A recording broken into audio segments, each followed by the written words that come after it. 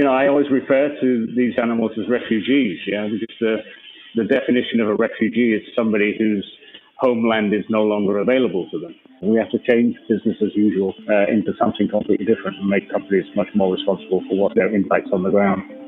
It's time to change the world. There's got to be a better way. It's time for something better. You feel like you can't really make a difference, but the fact is that you can. We're telling the stories of people who are changing the world and how you can help. We just need more companies that are out there solving these problems. Businesses, nonprofits, artists, and individuals who have found a problem and then created a solution. If we want to have real impact, we have to do it together. You'll come away from every episode with action steps you can take to be part of that solution. We're never going to feel satisfied and happy if we just stay the same. We can each change the world every single day. People can actually come together and build a future for themselves along with other people. Our daily actions have a massive impact. So what will we do about it? We can remake the world. Because guess what?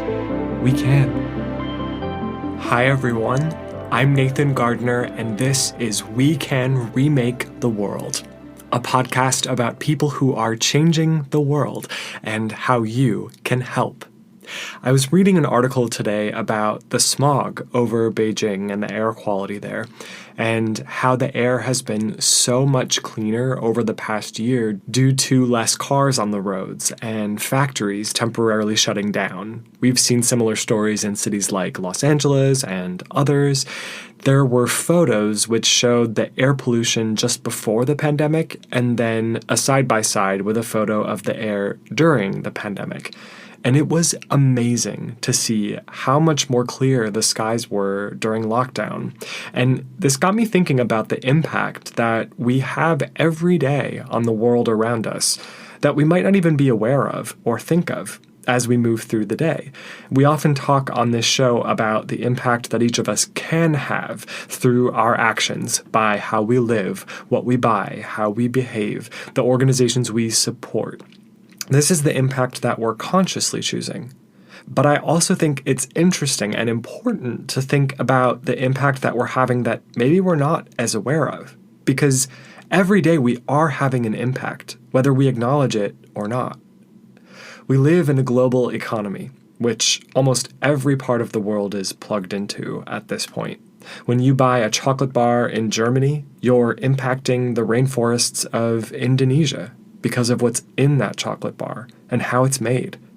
Every cup of coffee you buy in Seattle is shaping the lives of coffee farmers, growers, producers in South America, Africa, and Asia. This truly is a global community through business. And I started to think about how we can come to terms with and grapple with this invisible contribution that we're making every day as global citizens. What can we do to become more aware of our impact and of the options we have to make the best choices that are available to us? Choices which protect our planet and our people from harm. Choices which reflect our values and help to shape the world that we want to live in. Stay with us as we explore these questions and more today with Dr. Ian Singleton, a zookeeper and conservationist working to preserve and protect the natural wonders in his part of the world. You may not know it, but every time you shop, you're probably having an impact on the rainforests of Indonesia. Don't believe me? Check your labels. If you see palm oil or palm kernel oil on the package of anything you're buying, you're supporting the palm oil industry, which is having a huge impact on Southeast Asia, and has been for decades. Some products with palm oil are lipstick, pizza dough, both fresh and frozen, shampoo, ice cream, laundry detergents, instant noodles, vegetable oil-based margarine, which is pretty much all margarine, chocolate, packaged cookies, and hundreds of other baked goods, packaged bread, peanut butter, and the list goes on and on. It's estimated that roughly 50% of all packaged goods in a grocery store, which is both food and not food, cleaning products, contain palm oil. 50%. And it can appear on ingredient labels in more than 200 different forms. It won't just come out and say palm oil. Have you ever seen the words sodium lauryl sulfate on your shampoos or soap or cleaning ingredients? That's probably from palm oil. Just plain vegetable oil in any of your snack food ingredients lists? Also probably palm oil. Products from Heinz ketchup to Girl Scout cookies use palm oil, and even organic food brands like Newman's Own and specialty products like Nutella. In 2019 alone, according to their own data, Starbucks used 10.5 million pounds of palm oil in its products globally. That's just one global company. Palm oil is cheap, it's effective at what it's used for, and the demand has only been going up. But if we're not careful, this comes at a cost.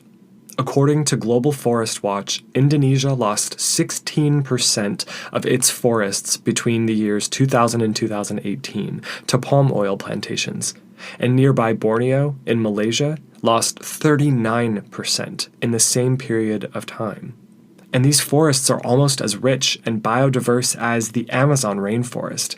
Every piece of forest lost means something for the wild plants and animals living there. And if we don't make some changes, within a few decades, both of these ecosystems will disappear.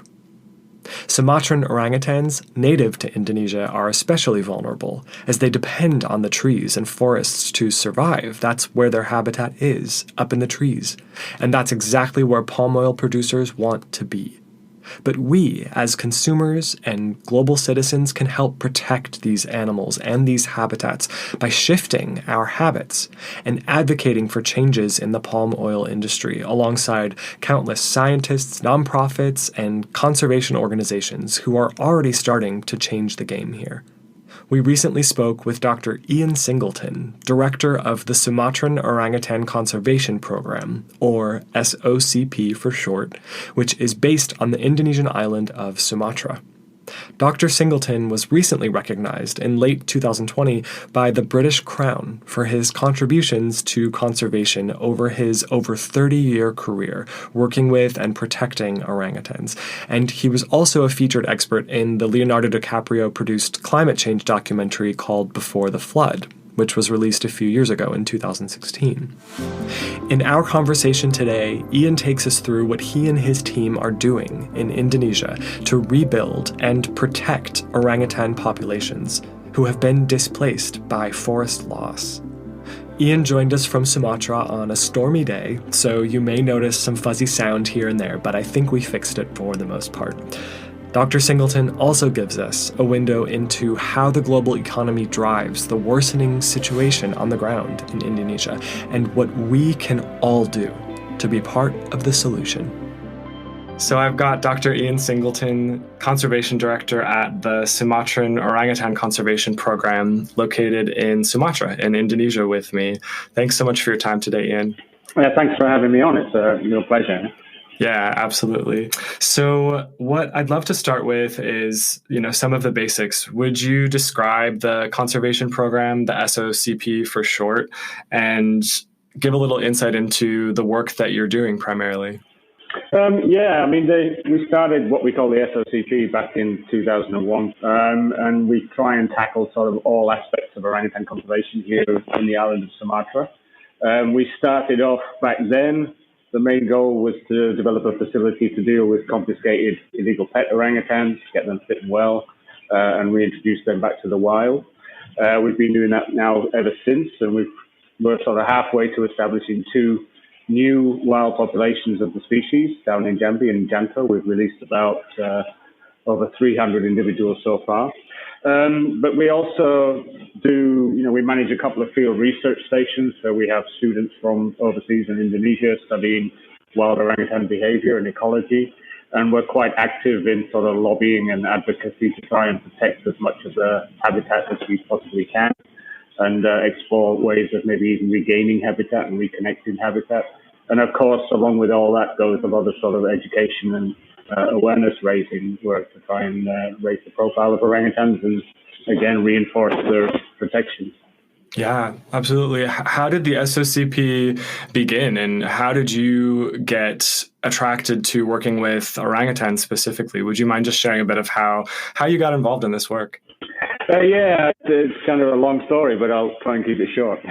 um, I read some books by a famous author when I was a kid called Gerald Darrell, and he was a former zoo animal collector, and he established his own zoo in Jersey in the British Channel Islands, and with the specific goal of conservation of endangered species, which was quite visionary back then in the late 50s when he did that.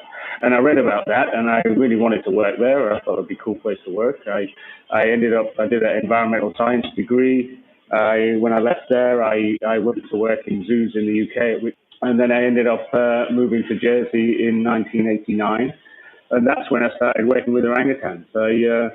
When you're a zookeeper, you basically become passionate and nuts about whatever it is you're working with. And I didn't have a goal to work with orangutans, but that's what I ended up with. And of course, the rest is history. But I did that. I was there for about 8 years. And then I went to Indonesia a few times, learned a bit about the wild orangutans and met some of the scientists. And in 1996, I had a chance to leave the zoo and do a PhD, studying wild orangutans here in Sumatra.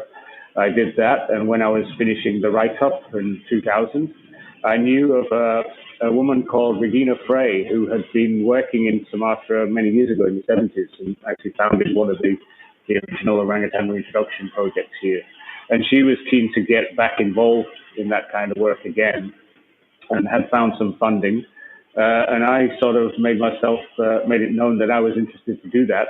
I'd sort of worked with orangutans in zoos and I'd studied them in the wild, and this was a chance for me to sort of get more hands-on and active in their conservation. So she accepted, and I joined in 2001 and began the SOCP then. What is it like to interact directly with orangutans on a regular basis? I mean, what fascinates you about this animal, and what was your experience like as you were getting to know them when you first began this work? And what's it like, again, just to interact with a species like the orangutan regularly? It's a privilege, yeah. And but I came from other zoos where I'd worked with like tigers and polar bears and zebras and things, and yeah, like I say, you get a bit nuts about whatever it is you're working with. But once I started with the apes, I realized there was something different about them.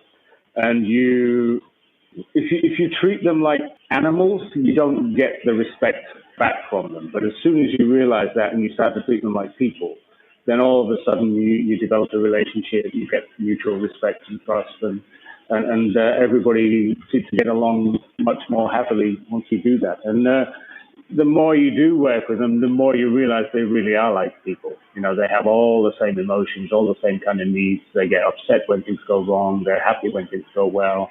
As long as you treat them as equals on people on an equal footing, they will treat you the same. It's pretty awesome, yeah. But they really are like people, yeah. Yeah, I think I read as I was doing a little research that orangutan babies stay with their mothers for, I think, the first 9 years of life on average. That number may be higher or lower. I'm sure there's some variation, but I think the orangutan is known sort of physically and people have this image, but I don't know that a lot is known about just their emotional sophistication or their intelligence. And I'd love to hear just a little bit more maybe about a couple specifics or details about, their intelligence and their emotional sensitivity that you think would be helpful for people to understand about them. Yeah, it's very easy. I mean, I was lucky enough that I hand reared an infant orangutan when I was at Jersey. The mother died when she was 2 months old, and she became, to all intents and purposes, my daughter. Yeah, she lived with me for 24 hours a day for 18 months or so before I got her back with the others. And you have to treat her exactly like you would a human child. It's very difficult to leave the room without her screaming the house down, and she wakes up at 3 o'clock in the morning, all the same kind of needs and emotions. The intelligence, every now and again as well, I've been lucky enough to sort of work and get to know with sort of hundreds of orangutans over the years, well over 400 individuals. And of those, every now and again, you meet one that's a little bit special, it stands out. And one of those was an orangutan called Singleton when I was in Jersey at the zoo there. And she, I saw her one day, she had a piece of bread and she was breaking the bits off, and she was throwing it around the corner of the room. And this little sparrow was popping up and picking the bread, and she was every time she threw a bit of bread, she threw it a little bit closer, and eventually she just reached out and grabbed it, and then she came and traded it for a banana or something. But that was an orangutan that actually sort of thought about and planned a trap to catch another animal. And that's quite special. That's real sort of forward thinking. And the same individual too, the enclosure was like a concrete wall with metal bars on the roof and the side. And there were some ropes in there that were free hanging, so they were free at the end. And I remember her actually pushing the rope through the bars and dangling it above where the public was standing. And there was some kid trying to grab the end, and she was trying to catch it. She was trying to catch this kid like you would a crab at the harbour or something. And luckily the kid kept dropping off. But real smart individual. And I've met one or two others as well with a similar kind of abilities. When it comes to emotions, again, years and years ago, we separated a young male about 7 years old at the time from his mum and dad in order to send him to another zoo. And he took that really badly. He became extremely introverted. He would sleep in his nest, cover himself over with a box all day. He didn't want anybody to see him. He would only come out at night and grab food and go back into his nest. And, it's quite sad to see him do that. He's okay now. He lives in Belgium. But, yeah, they're all the same extremes. They're just like people. Wow. So would you describe what a typical day is like at the SOCP? What kind of field work are you all doing? What does your day look like and your team's days look like? Well, we're quite a big organization these days. I think we have about 140 staff sort of distributed around 10 different field locations. So, different things going on in different places. But here in Medan is where the office is, in the city is where my home is. We have a quarantine center, which is about 50 minutes drive away out of town. There we have right now, I think, 76 orangutans. They're mostly confiscated expats that are sort of being rehabilitated and will eventually move on to the reintroduction centres for release. But we have a whole team there. We have about 15 keepers, mostly from the local villages. A lot of them have been with us for a long time now. They're really sort of making careers out of it. We have a team of vets, office staff and everything else. Near there, we have a thing called the Orangutan Haven. Over the years, like I said, most of the animals we get can be released, but we have 8 individuals that will never be able to release to the wild again. They're disabled. I think 4 of them are blind because they were shot many times with an air rifle. They have pellets lodged in their eyes still. But we've built 9 sort of man-made islands now surrounded by water, and the idea is to give those animals, naturalistic islands with vegetation and climbing ropes and all those kind of things, and have visitors come and see them as well and learn about some of the reasons why they're there and the plight of the wild orangutans as well. But and occasionally with sort of film crews and things, it's COVID now, so we don't get a lot of visitors, but normally we have quite a few film crews and photographers and donors who want to see where their money goes. So I end up taking them out to the field to one of our reintroduction centres up in the north of Aceh, which is fly up there and then a 1-hour drive on the road and then a couple of hours drive off road, which is seriously fun and challenging sometimes. But then you're in the forest. It's one of the most beautiful locations I've ever been. An amazing river runs through it. We can walk across. We have otters, a group of otters that live there. And in the forest, there's a whole bunch of orangutans that used to live in the quarantine center and now live free in the forest. And it's really special to see them and sort of realize that the only reason they're out there free and living like wild orangutans again is because of all the work that the team has done to get them there. So it is varied, So it sounds like the sort of illegal pet trade is a large part of what you all are working to kind of mitigate and to rescue and reintroduce orangutans who've been brought into that trade. Can you talk about that a bit? I mean, what motivates the desire for an illegal for a pet orangutan? Like what's going on there? Well, yeah, I mean, as you know, I mean, these little infant orangutans are extremely cute, and it's not surprising that people do have a desire to sort of pick them up and cuddle them and all that kind of stuff. But they tend to be, nobody's really going into the forest deliberately to capture infants for the pet trade. They tend to be a byproduct of forest loss. So you find most animals being kept illegally in areas where there's active deforestation going on, usually conversion for palm oil plantations, but not always. And so basically you get a big company goes into an area, they get a concession of like 15, 20,000 hectares. They start to bulldoze that and eventually burn it. And the orangutans that will live in there, if they're lucky, they might find their way into some nearby forest, if there is any. But that's probably already full to carrying capacity, and there's only so much food to go around. So they end up starving and malnourished, and then they're raiding farmers' crops and they get shot at, or they're running across this barren landscape to get from one clump of trees here to another clump of trees a kilometer over there, and they're bumping into people with guns and machetes and they get butchered or whatever. And if there's an infant that survives that process, it's those kind of animals that end up being taken home and kept as captives.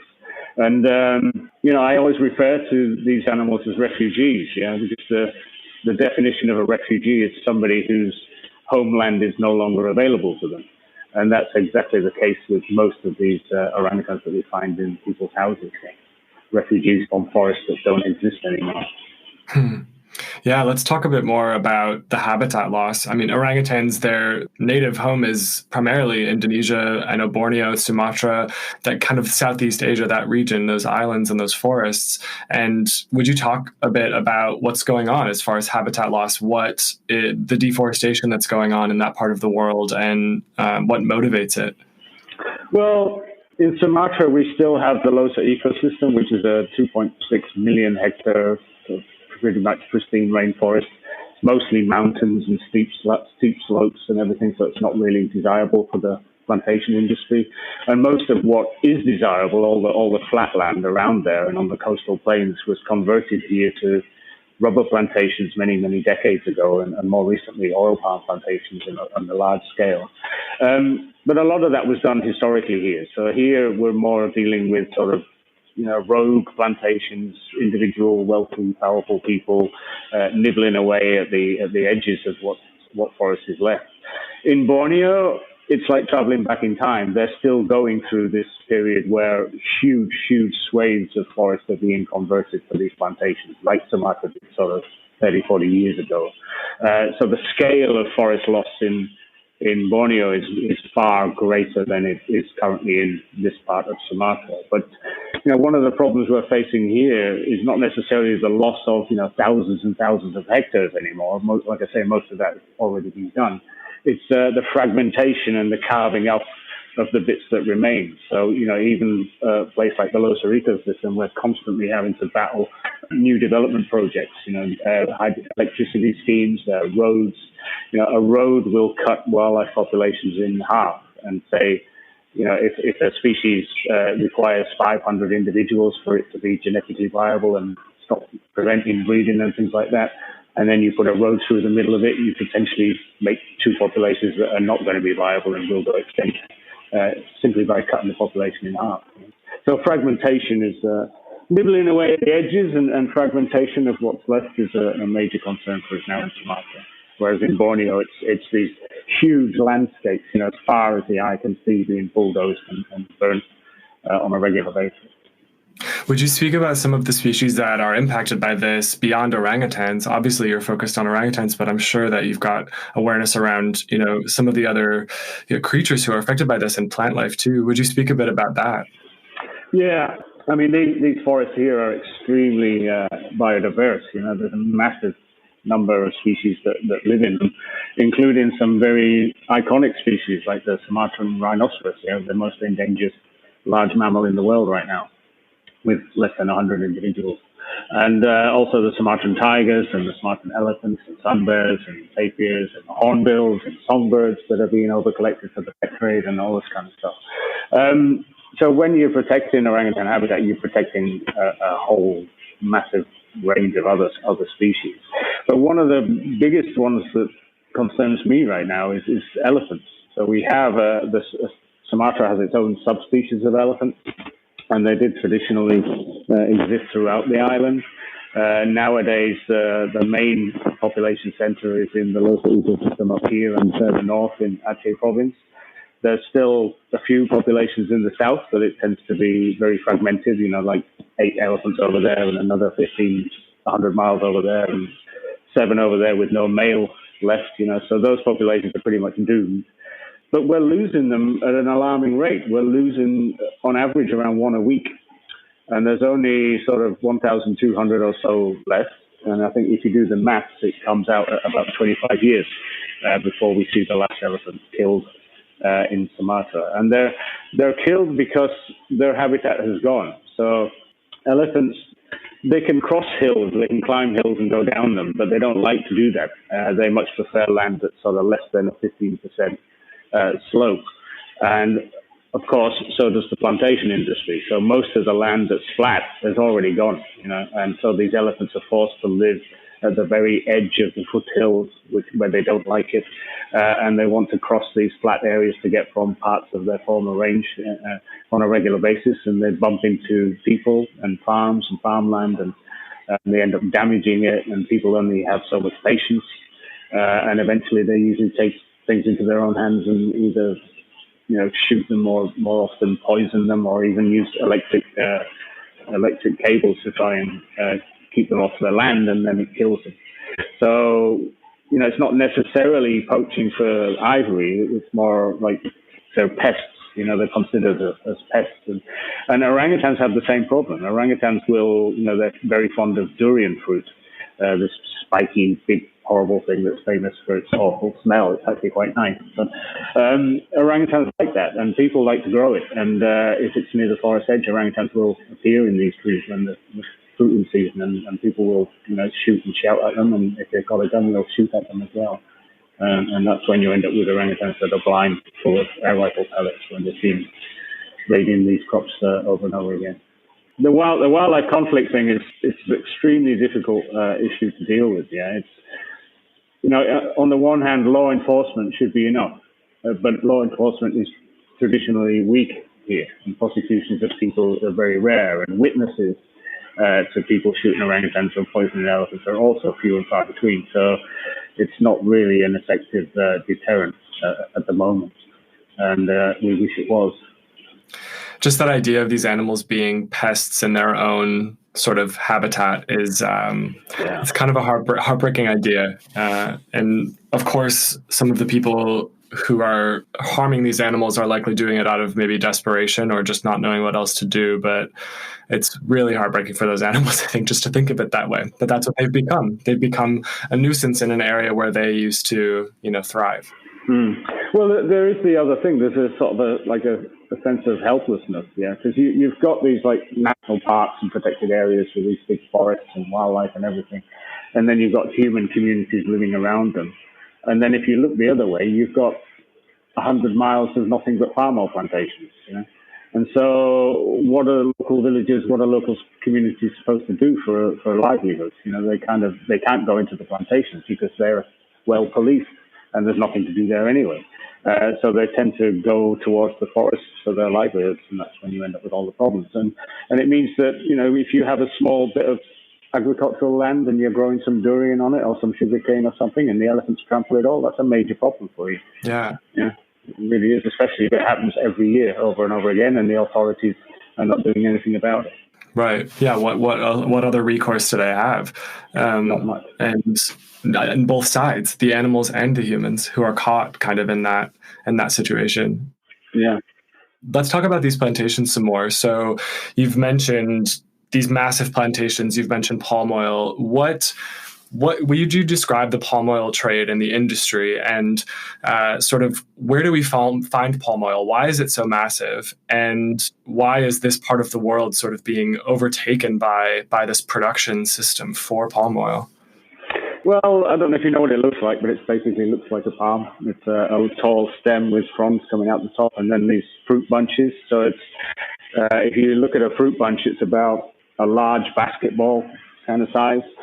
With thousands of little fruits, and they're like miniature coconuts. And the husk of that little fruit is full of oil, and the center, the white meaty bit, is like full of what they call kernel oil. But it produces a very high yield in terms of, compared to other vegetable oil crops, it produces a much higher yield per square meter or per hectare than soya or any of the other vegetable oils. You don't have to employ a lot of people. You can just let it grow and harvest it as it's produced. So it's a cash. So it prints money, basically. You can sit in your office in Jakarta or in London or wherever you are and just watch the money coming in. And demand is out there. There's a huge global demand for vegetable oils nowadays in foodstuffs, in your biscuits and crackers and everything, and chocolates, but also in detergents and soaps and shampoos and all these different things. And, people want it because it's your chocolate just that little bit creamier or that little bit more luxurious or whatever. It's not really necessary, but that's what the market demands. But most of it is exported not to the West. Most of it, the biggest market still is in China and India, and then Europe, and then less so in the US, which tends to rely more on soy oil, I think, on South America.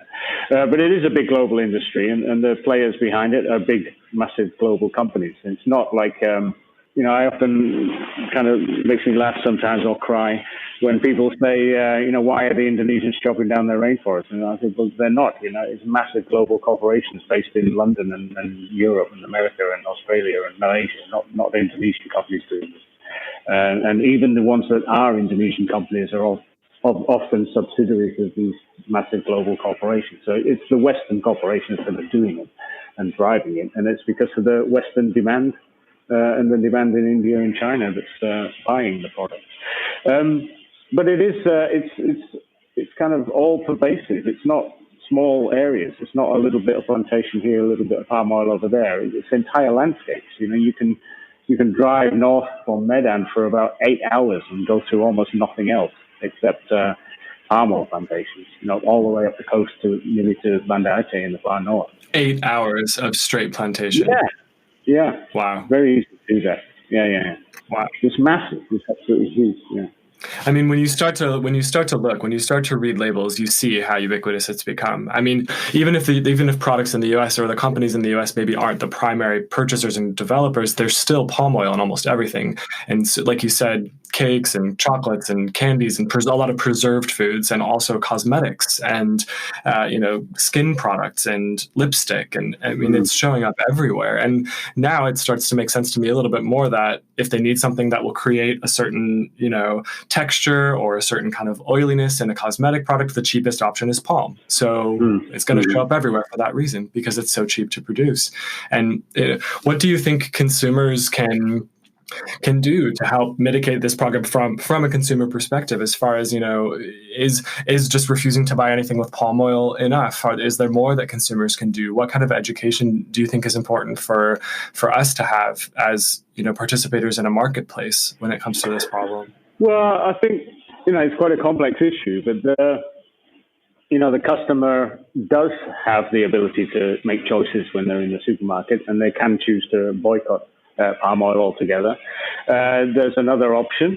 There's a thing called the Roundtable on Sustainable Palm Oil, and you can argue till the cows come home what sustainable means. But it's an effort.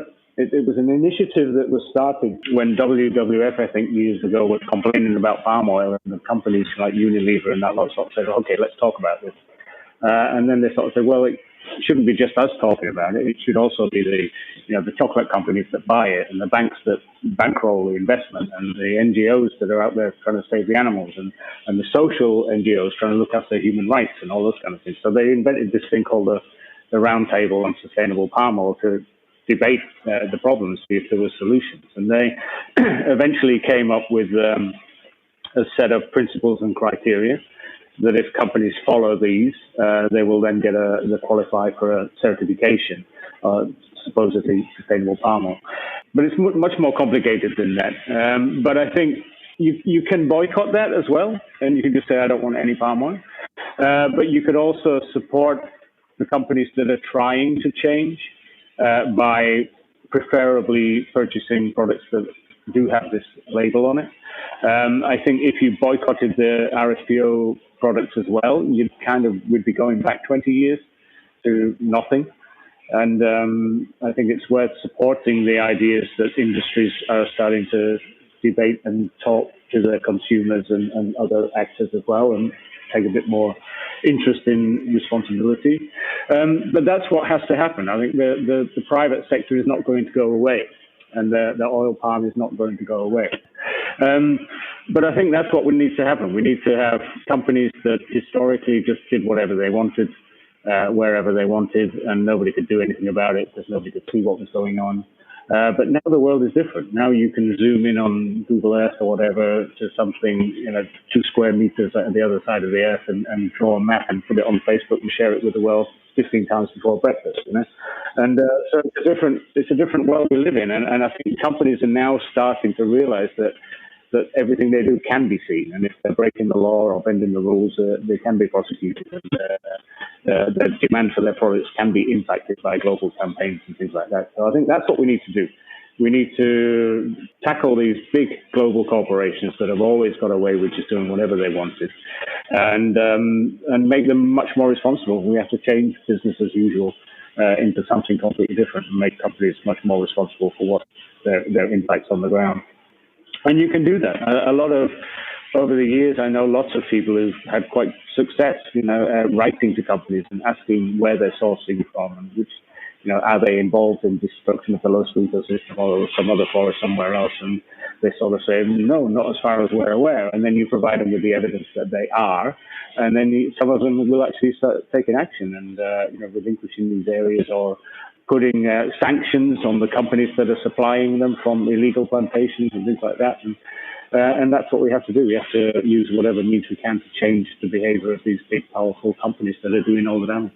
Right. And understand that it might mean creating a bridge between what's going on now or what's gone on historically and kind of the perfect ideal situation. Because like you said, palm oil is not going to go away. It's not just going to stop. So we can't expect that is a solution. It's more about what is the solution? How can this be done in a way where we're not destroying our environments so readily, so easily with no consequences for these companies, but still they're able to produce what they're going to produce because that just flat out won't stop. I know Nestle, I think, kind of took on palm oil and really gave a lot of thought to how they could improve their supply chain because of an action that Greenpeace took. They sort of all dressed up as orangutans and went into the Nestle, I think, like a large Nestle campus and sort of staged an orangutan die-in sort of thing. And, I'd be curious to hear from your experience, what is the public sentiment like around conservation in Indonesia? And do you think advocacy from around the world really is one of the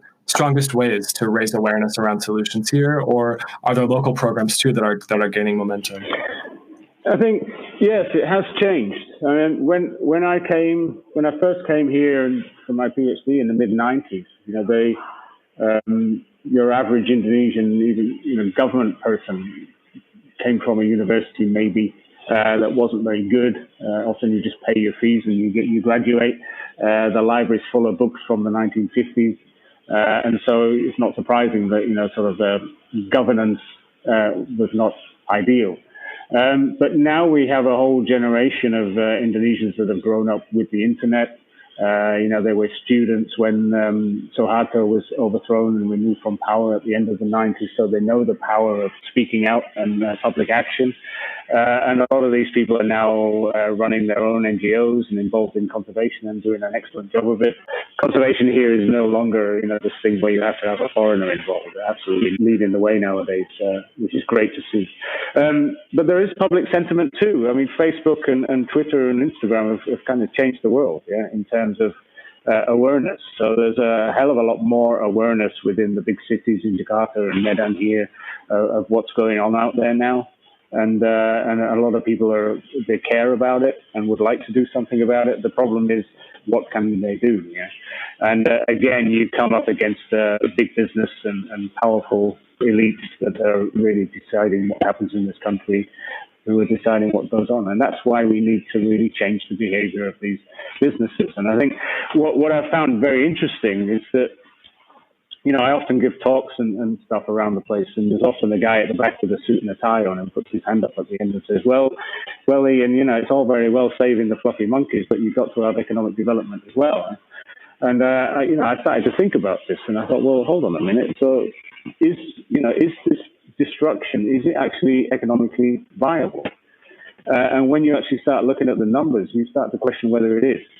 There's this old dichotomy between, you can have conservation or you can have economic development. And I'm starting to see that, conservation and long-term sustainable economic development are exactly the same thing. Conservation is not the same thing as trash everything you have and make as much money as quickly as possible and then go somewhere else.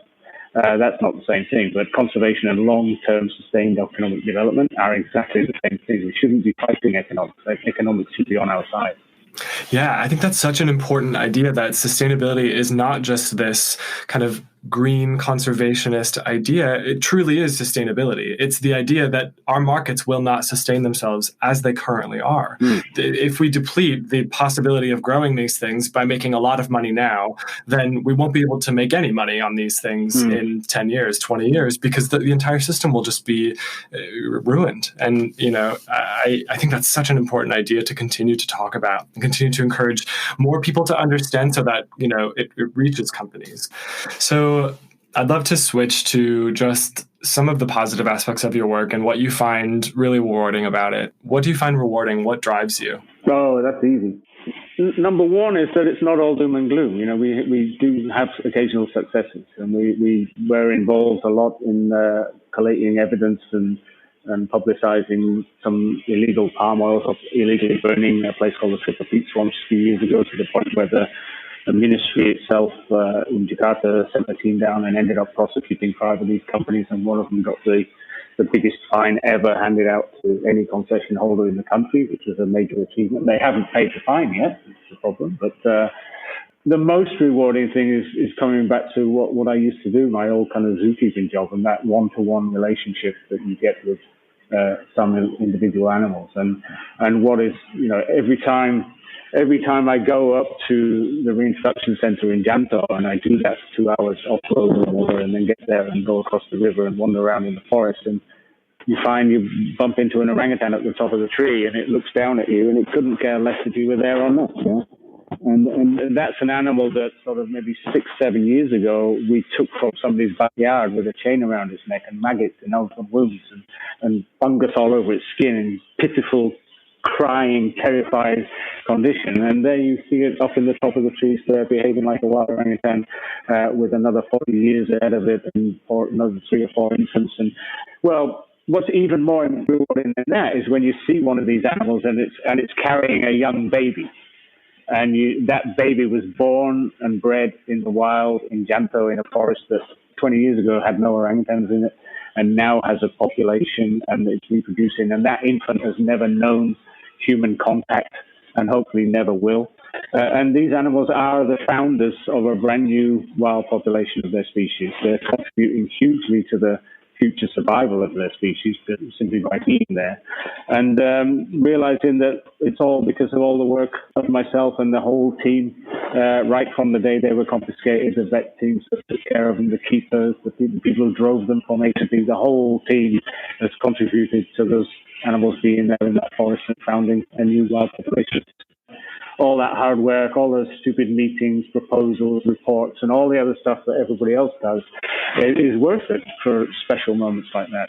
And you never cease to get a kick out of it. Like I say, I've worked with a lot of orangutans now for quite a long time, but it still blows me away, almost brings you to tears when you see things like that. Yeah. Perfect.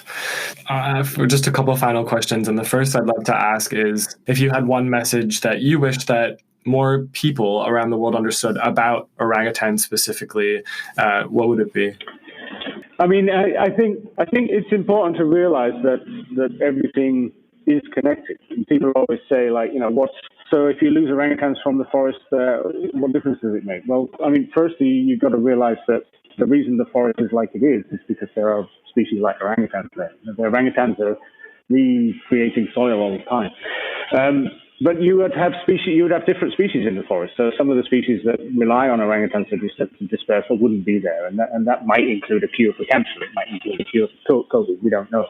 But most importantly, if the orangutans are not here anymore, it's probably because the forest is gone.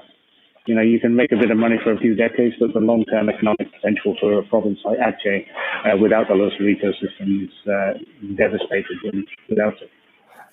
And the Loiser ecosystem includes, enough forest and trees too that, the world environment is impacted on a scale that large too. Yeah. Absolutely. I mean, another thing about Indonesia is that a lot of orangutan habitat here and especially in Borneo is peat swamp forest.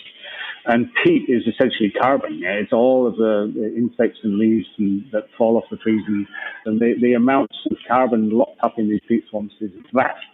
I'm a bit out of date, but Indonesia has 56% of all the world's tropical peatlands, and locked up in tropical peatlands is between 4 and 16 times the amount of carbon that's in the atmosphere today.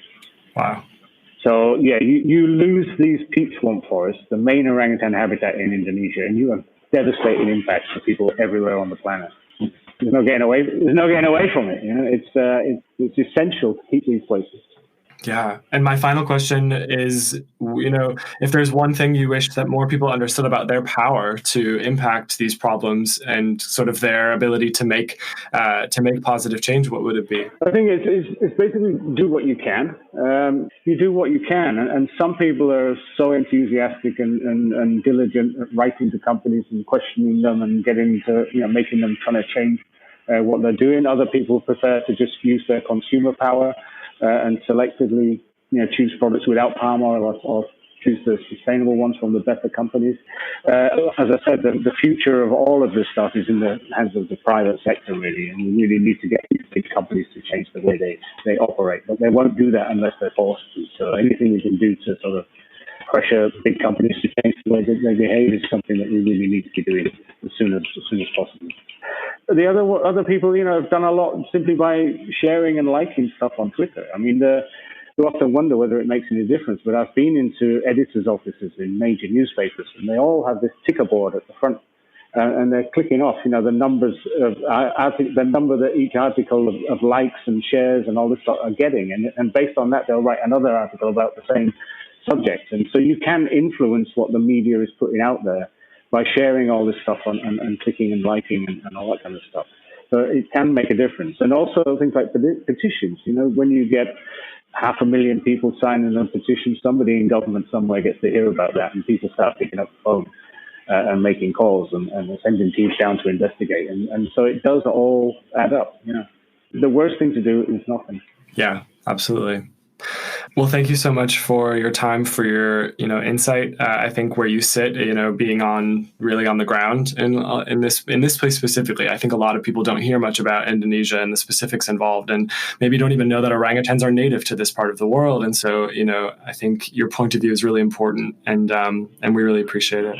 And the last point, though, is that even though you are so long away, what you do in your daily life, what you buy and everything else has a massive impact on what goes on here. So please try and remember that.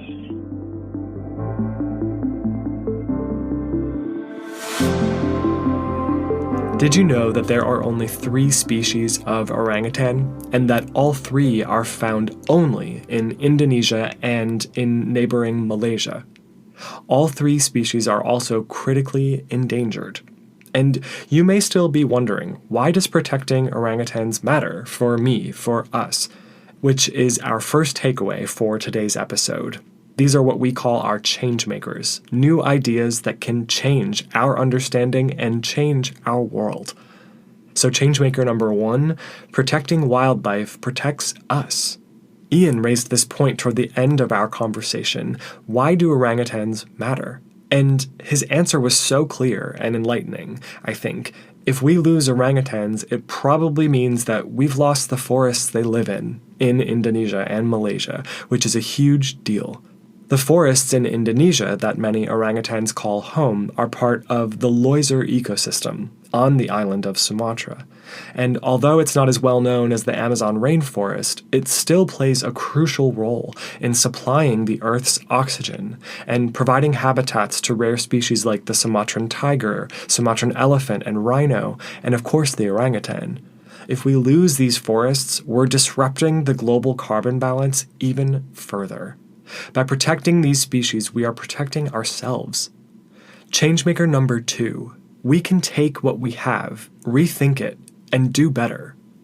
This is similar to the plastic conversation we had with Emma, a Final Straw, one of our first guests. Emma said something I'll never forget. Plastic in general is not the problem. It's how we use it. Disposable plastic is the real problem. Palm oil doesn't have to be a problem.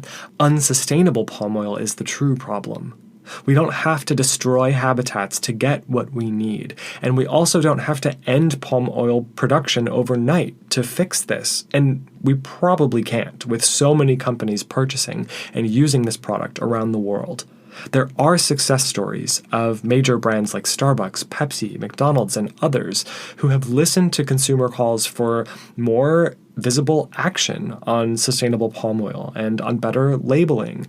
Starbucks made commitments to move to using fully sustainable palm oil in their products globally by the end of 2020. They didn't reach this mark, though, and the reason why is interesting. Starbucks listed low supply and demand of certified palm oil as a major barrier to reaching their goals for 2020. In other words, consumers aren't demanding certified palm oil enough to cause suppliers to create more of it. So let's change that. Let's level up our awareness and our expectations of organizations on a global scale so that that supply grows to meet the demand, so that certified sustainable palm oil is the norm rather than the exception. I personally have chosen to avoid palm oil as much as possible in everything I buy until I can be confident that the products I'm purchasing are certified sustainable and are not causing harm in Southeast Asia.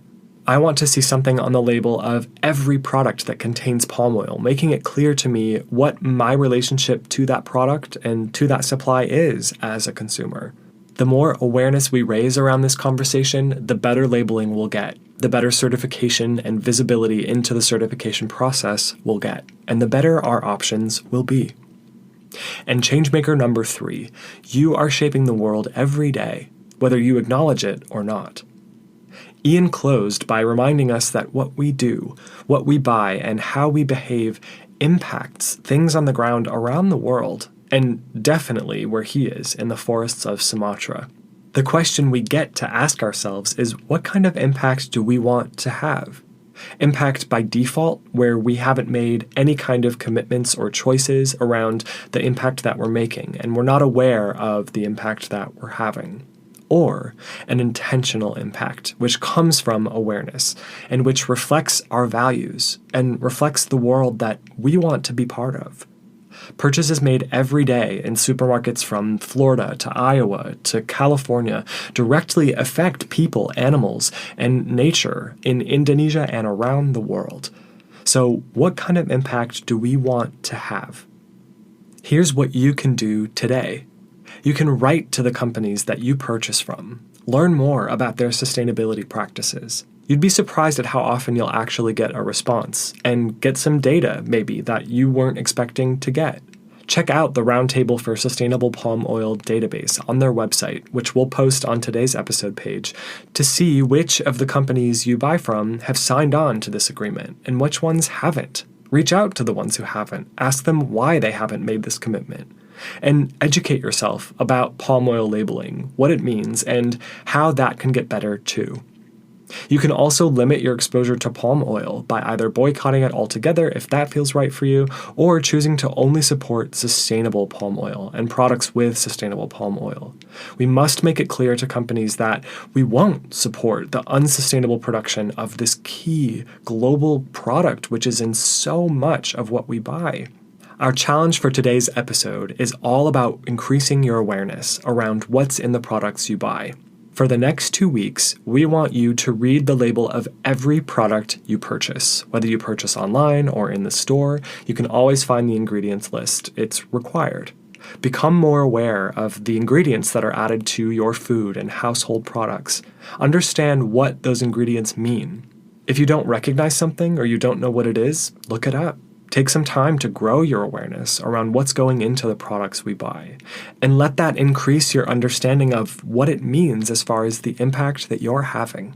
If you'd like to support the SOCP, Ian's organization, you can visit their website at sumatranorangutan.org to learn more about the work that they're doing, to donate to their organization, to support what they're doing, and to explore adoption and sponsorship programs, which directly support the SOCP's care for injured orangutans. I'm always amazed at the greater number of opportunities that we find to make an impact just with simple daily choices. Just by going about our daily lives, we're either creating solutions or problems. Let's all become part of the lifestyle revolution we heard our recent guest Natalie of 1 Million Women speak about, so that every day is a statement about who we are, who we want to be, a demonstration of our values, and so that every choice is a step toward the world that we wish we lived in now. That's the choice that we have every day and the power that's in our hands. Thanks so much for joining us today. If you enjoyed today's episode and you want to hear more, be sure to subscribe to our show and leave a rating and review to help spread the word. Share our show with anyone you think would be inspired by our guests and the stories that we tell. Tune in for our next episode in 2 weeks, where we'll speak with Keegan Kuhn, co-director and co-producer of the Netflix documentary Cowspiracy, which shook the environmental world when it was released. It's a big conversation, and we're really excited to share it with you and get your thoughts. Thanks again, and until next time.